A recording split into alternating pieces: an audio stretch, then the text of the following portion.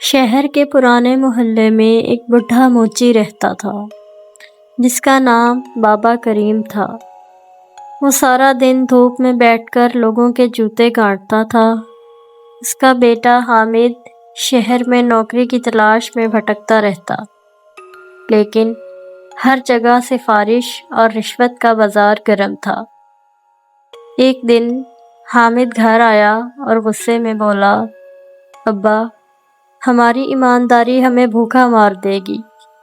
میرے دوست نے ایک غلط طریقے سے راتوں رات لاکھوں کما لیے اور ہم یہاں ایک ایک روٹی کو ترس رہے ہیں۔ بابا کریم نے مسکراتے ہوئے اپنے پھٹے ہوئے جوتے کو سوئی سے ٹانکا اور کہا، بیٹا، حرام کا پیسہ سونے کی روٹی تو لا سکتا ہے، لیکن اسے ہضم کرنے والا سکون نہیں لا سکتا۔ تھوڑا صبر کرو، اللہ راستہ نکالے گا۔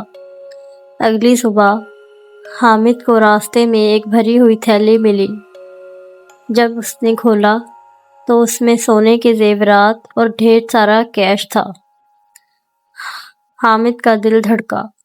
اس نے سوچا، اس سے تو ہماری ساری زندگی بدل سکتی ہے، لیکن اسے اپنے باپ کی بات یاد آئی۔ اس نے تھیلی اٹھائی اور سیدھا مسجد کے امام صاحب کے پاس چلا گیا۔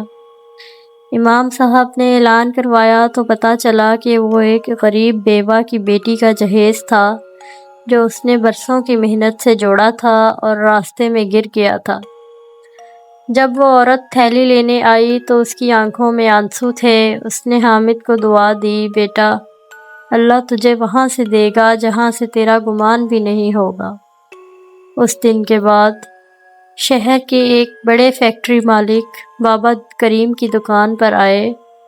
انہیں اپنی فیکٹری کے لیے ایک ایسا مینیجر چاہیے تھا جو ایماندار ہو۔ انہوں نے مسجد میں حامد کے اس قصے کے بارے میں سنا تھا۔ انہوں نے حامد کو ایک بہترین تنخواہ پر نوکری دے دی۔ حامد نے پہلی تنخواہ سے گھر کا راشن خریدا اور باپ کے پاس بیٹھ کر بولا، ابا، اب سمجھ آیا کہ ایمانداری کا پھل دیر سے ملتا ہے، لیکن ملتا ضرور ہے۔ دنیا کی ہر چیز کی قیمت لگ سکتی ہے، لیکن کردار کی نہیں۔ جب آپ اللہ کے ڈر سے حرام چھوڑ دیتے ہیں تو اللہ آپ کے لیے ایسے دروازے کھولتا ہے جو عقل حیران کر دیتی ہے۔ اگر آپ کو یہ ویڈیو پسند آئی ہو تو اس کو لائک کریں اور ہمارے چینل کو سبسکرائب کریں۔ Thank you.